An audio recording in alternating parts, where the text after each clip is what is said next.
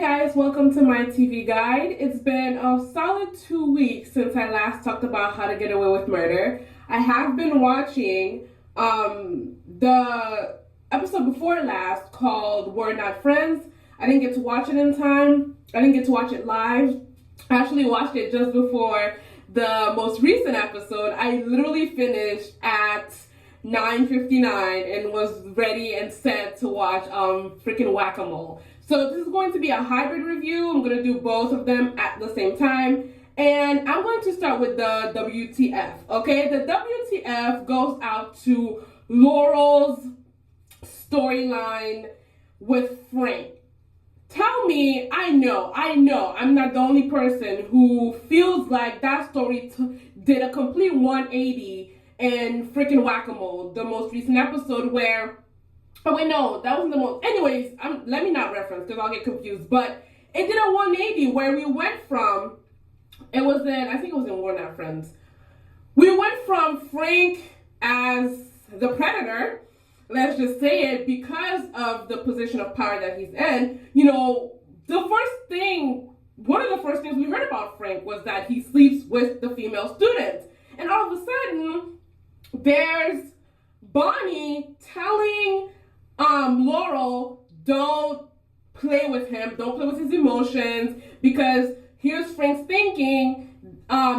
His thinking is that, oh, this rich girl, she likes me. She really, really likes me. So let me like her back and give her my heart. And oh my God, it turns out she's just using me. Like the way Bonnie said it to Laurel was like, you know, she's sick and tired of watching Frank get his heart broken. That's not how we knew Frank. Where did this shift come from? Where, I guess maybe the motivation behind it was to give Laurel a little bit more power, give her all the power so that it doesn't come off as ick, ew, the way it was coming off before. But it still comes off as ick, ew, because Frank is Laurel's teacher. He's her instructor. He is her boss.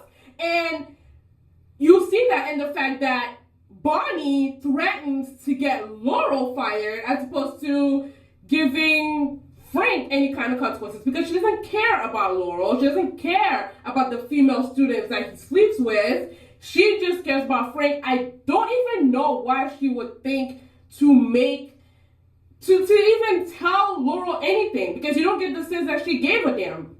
She just told Frank, oh, stop screwing the female students. I think even Annalise said something where it's just like, oh, stop it, Frank, but no one was worried about his feelings. And this whole episode, or these two episodes, whatever, especially with Frank botching the assignment that Annalise gave him to plant the evidence, it just gave me Frank is a little lamb who's not at all, he's not that developed yet. He still needs to be looked after. Big sister Bonnie's looking after him. Annalise is, Bonnie put out of her butt that Annalise views Frank as family. Since when?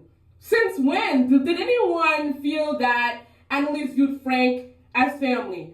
We just had an episode. I don't know. We could say that this is just how Bonnie feels, but why would she feel that? We have no evidence for why Bonnie would feel that Annalise views Frank as family. We just had an episode, the one with Marion in it, where the whole point was that Annalise does not get close to her employees.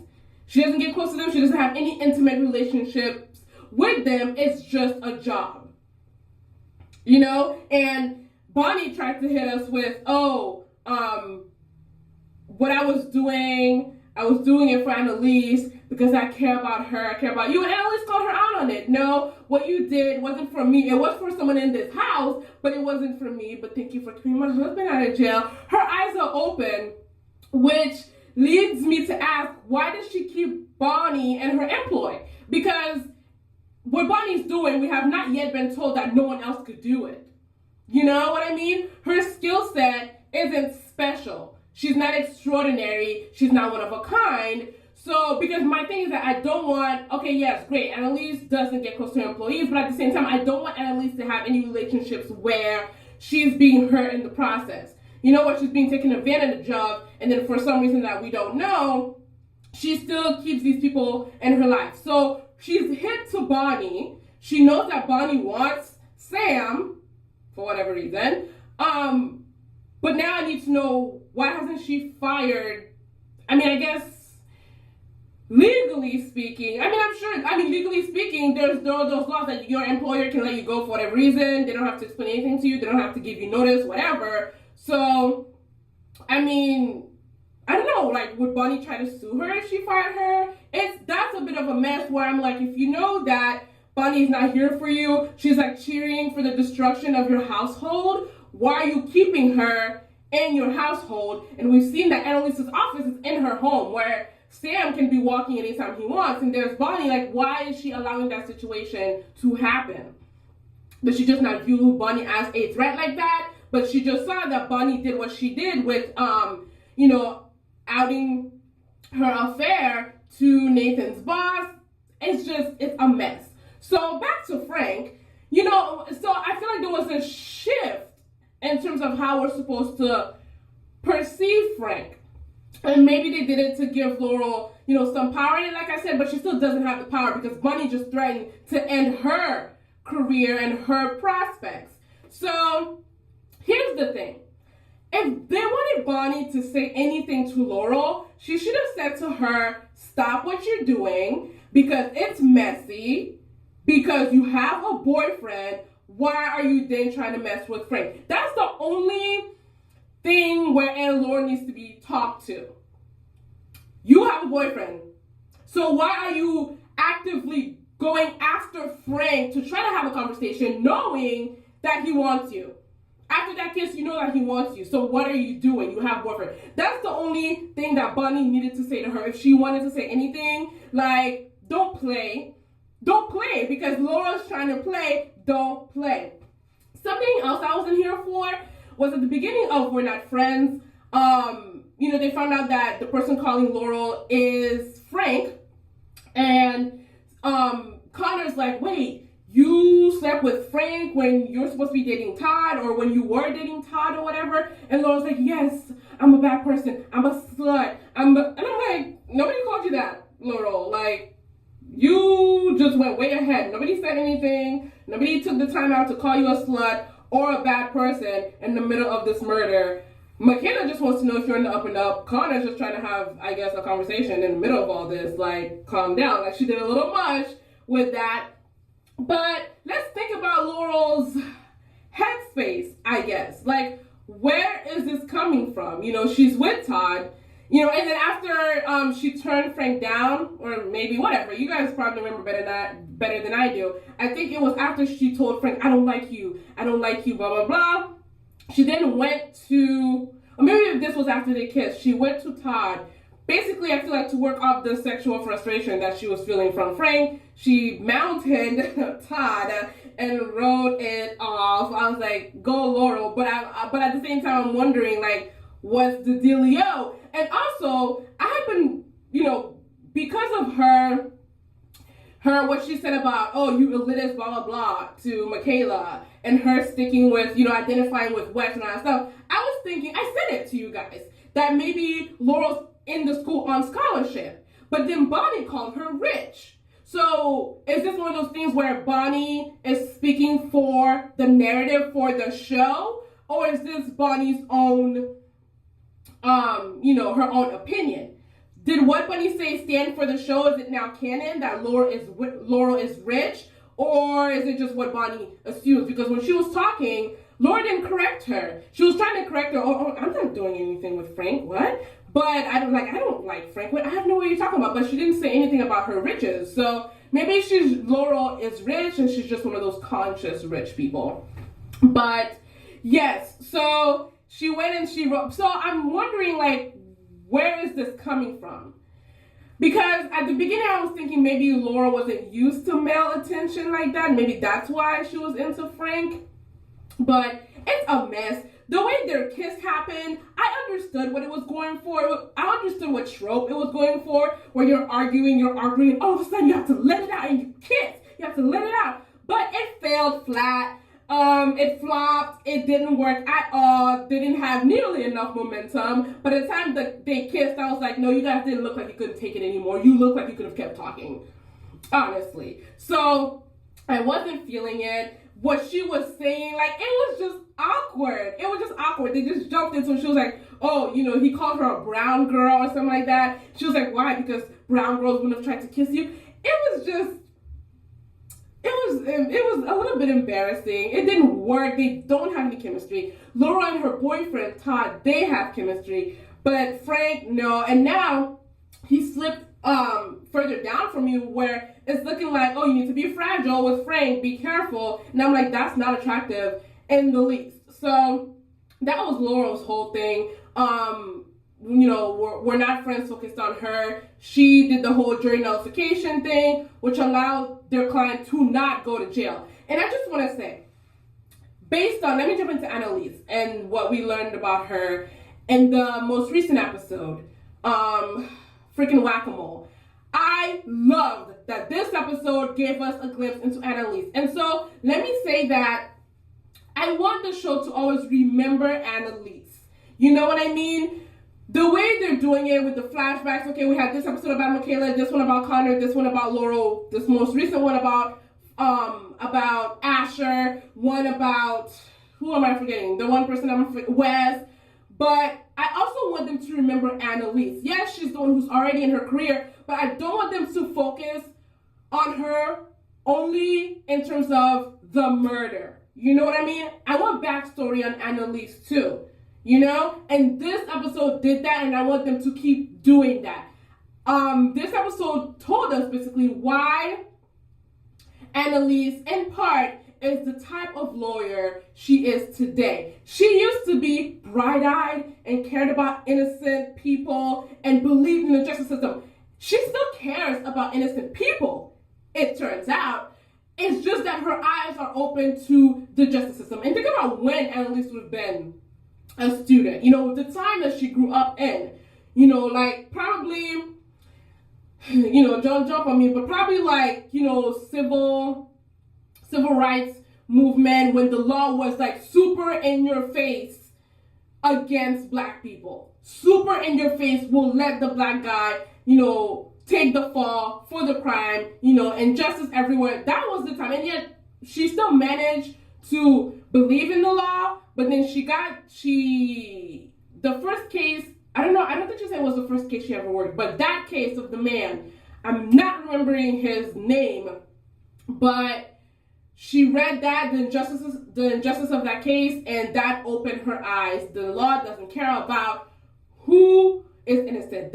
The law cares about who has the most money, who has the most influence, and that's why Annalise is the type of lawyer that she is today. But in her heart, she still believes in innocent people, you know? She doesn't believe that the law necessarily will take care of that innocent person. And so now I understand why, you know, remember, because we all said, oh, Wes's little speech about why he was trying to help Becca, you know, in the courthouse, I think it was, he was like, I just wanted to do the right thing. You know, why can't anyone, the right thing?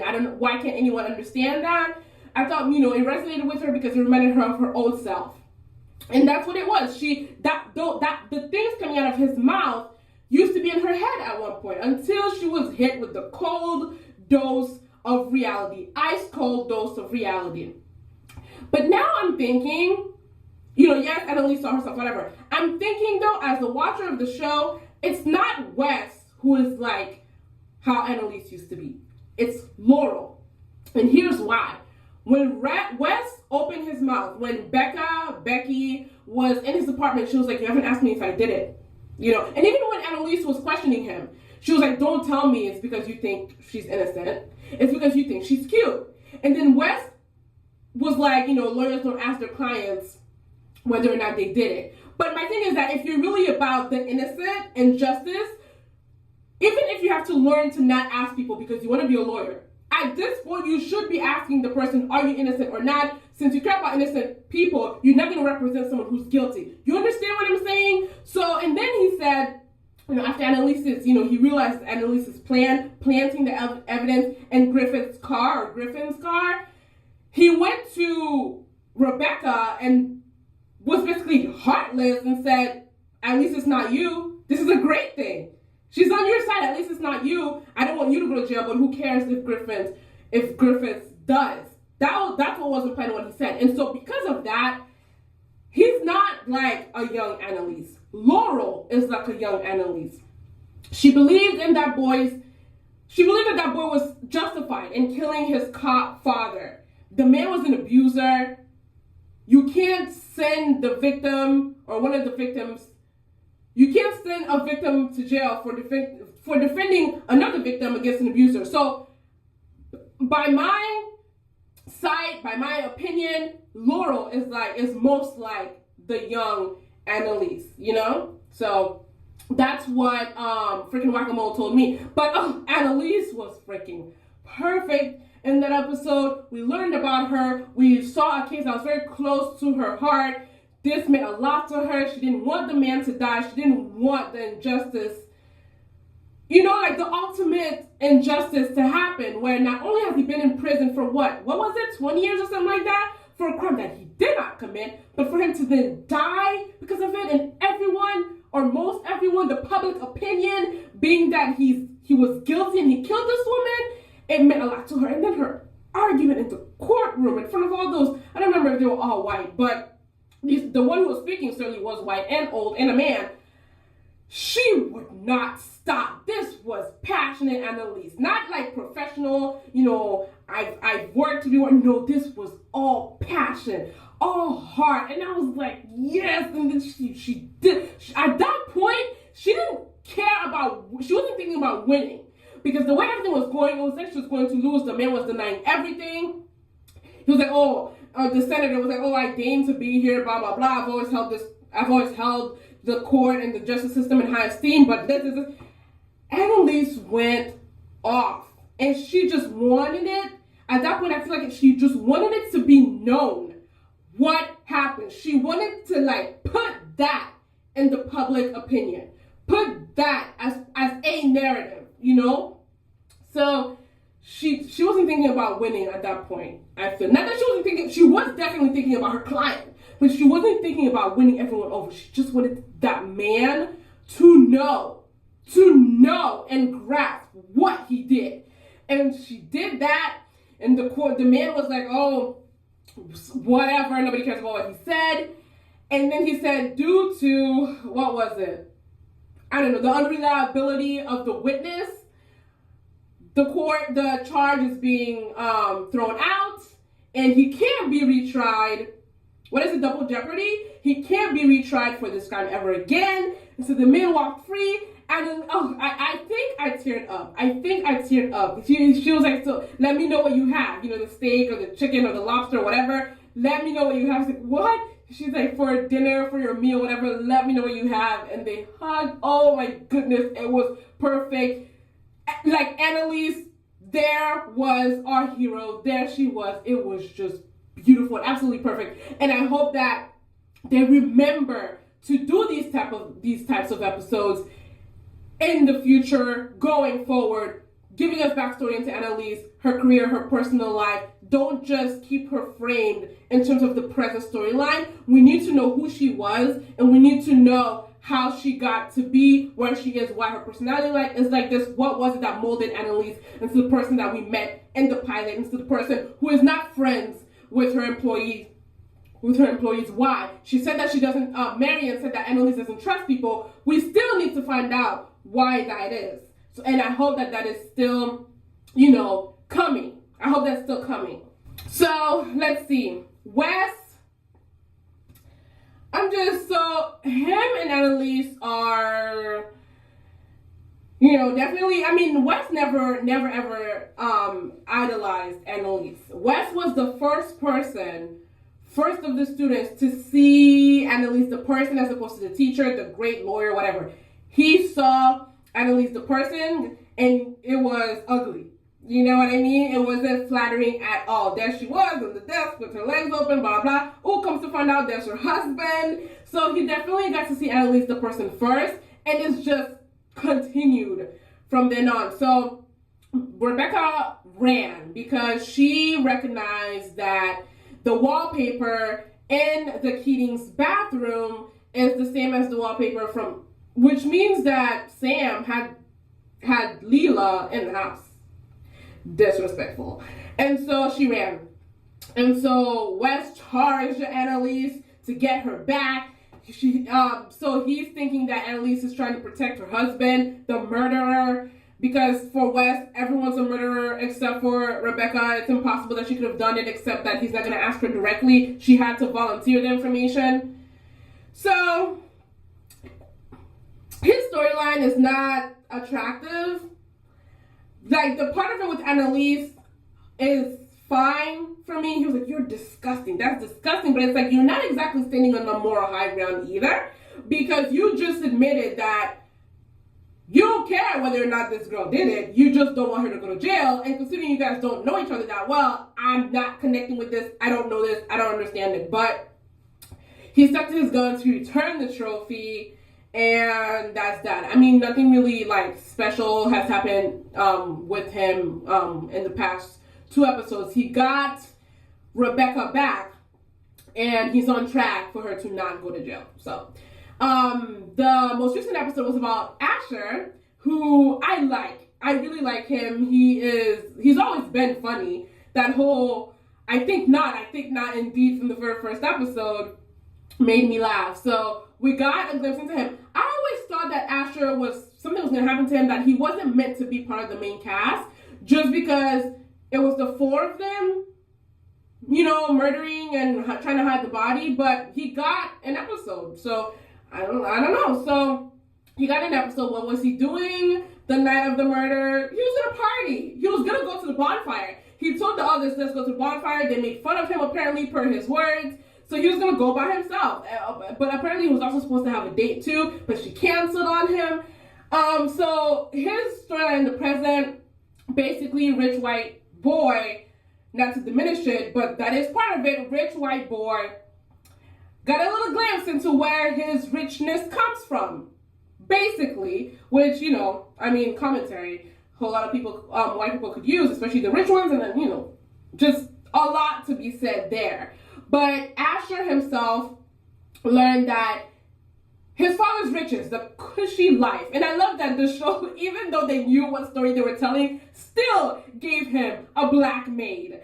I love that. And so he learned that his father was paid off, by the man and the future senator, and sent the black guys to jail on purpose, like knew or maybe even didn't care that he was innocent, and so he sent him to jail. He sentenced him to death. Like, he did that. That was his decision.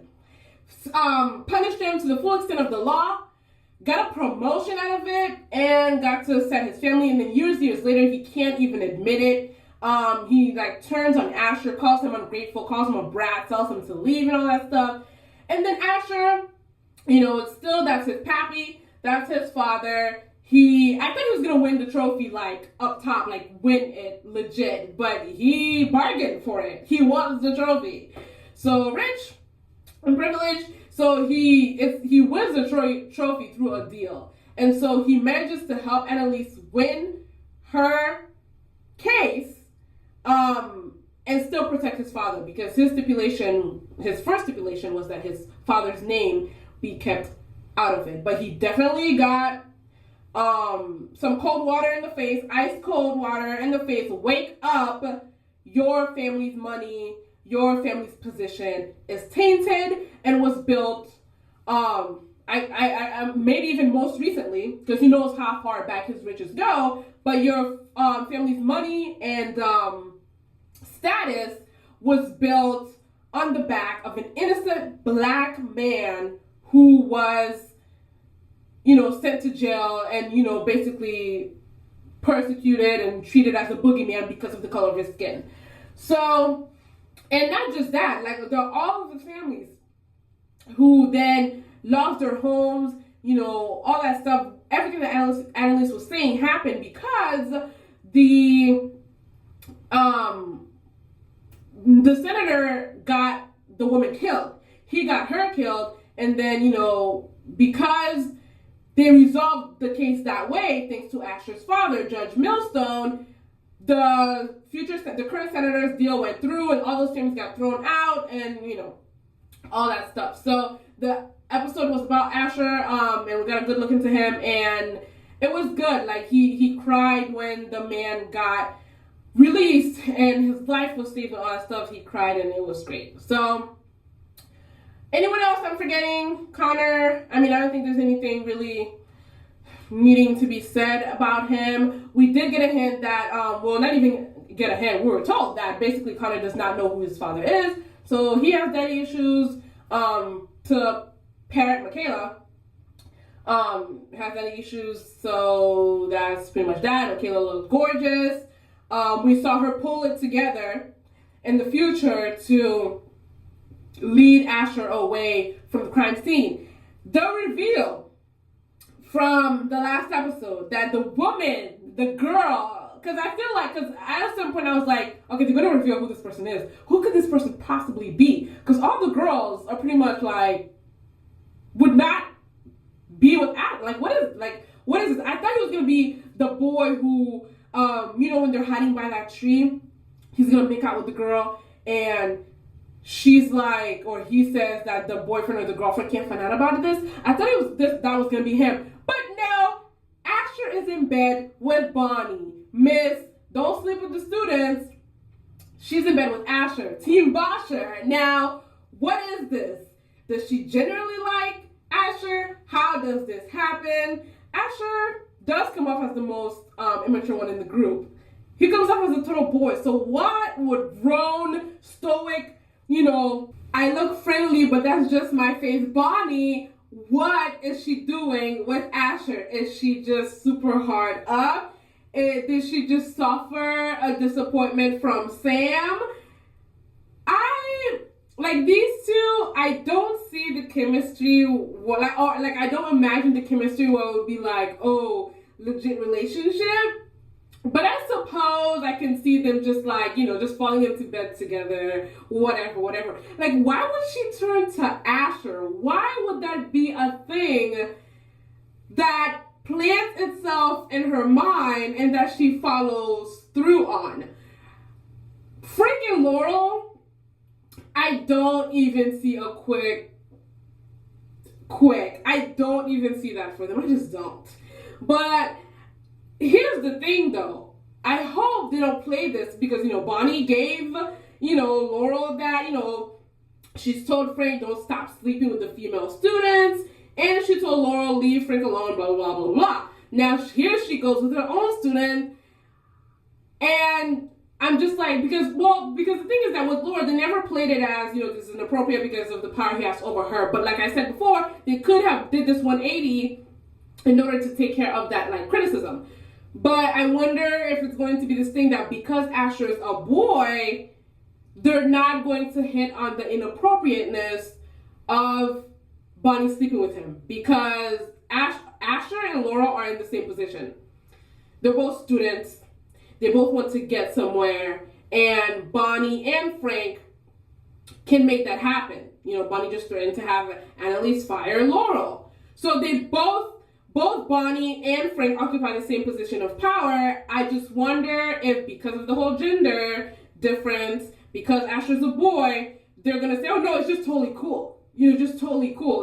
Of course, Asher would want to sleep with Bonnie. Of course, there's no threat to, Asher being exploited by Bonnie because Bonnie's a woman and, boys always want sex and all that stuff. So I wonder if the show will fall into that trap. There's nothing there to say that it won't. And even the way people I feel like have, based on what I saw, a whole lot, I don't see anyone who's for Frank and Laurel, super yeah, let this happen. But to me, and a lot of people are I can get behind teacher-student, just whereas the chemistry and all that stuff. So the one thing Asher and Bonnie might have going for them is that Laura doesn't come off, Bonnie doesn't come off as creepy as Frank does or did when he, and also let me say this, is the fact that they're going with the whole, Laura has all the power to hurt Frank.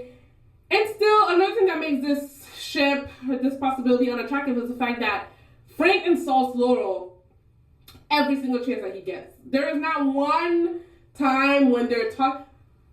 When he says to Laurel, and we're not friends, why does this case matter so much to you anyways? Did your father abuse you? What? And then even the way Laurel responded to it was like, no, my father did not abuse me. What was that entire exchange? What was that? Why was that written on there? I mean, I get that this show is like, oh, stark look at people. You know, I feel like that's how, I know Shonda's not like the producer of the show, but Shonda affiliated, we'll say. Shonda affiliated shows tend to be, but damn, why does this case mean so much for you? What, did your father abuse you? What? Oh, also what we found out about Annalise, which I could have done without, was that she herself was a mistress of Sam. So Sam just does this. How you began is how you will end, and all that jazz. Y'all got together because he cheated with you, and now he's been cheating on you. Yeah, I bet it used to feel good back when you were the other woman, and you're so special. Oh, you know, he turns away his wife for me. Oh, no, now look at what you're going through. So those were the 2 episodes. They were both great, but especially the last one was amazing. Now we only have 2 episodes left to find out who the hell killed Sam. It's not Annalise. Thank you, just like I had been hoping, just like I wanted, just like, you know, I never ever thought or considered that it was her, except for, you know, the preview for, I think it was We're Not Friends, where he was like throwing her on the bed or whatever. Oh, Nathan. So, Nathan's deal, basically, is that he did tell Annalise the truth, not to protect her, but because he wants to be an ass. He wants, well, not even an ass, you could say it's justified. I mean, it's completely justified. She screwed him over, and now he wants revenge, basically. I just wish we could get away from Annalise wanting him. Open your eyes, use them, accept it, go find some other guy, basically. Like, I don't want this whole thing where she keeps coming to him, but he keeps turning her away. Nathan is about to be a problem. He's wanting to blow Annalise's entire operation wide open.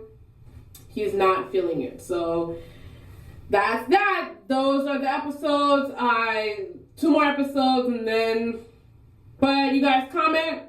Let me know what you think. Let me know what you think about the 180 that's just happened between Laurel and Frank. Let me know what you think about that.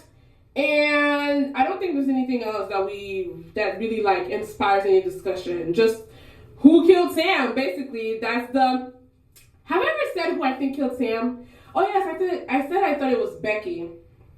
It might have been Wes. Who knows? We'll have to find out, you guys. But those are my thoughts. Let me know what you think. Share with me. And I'll see you guys for the review of the next episode, alright? Thank you for watching. Bye.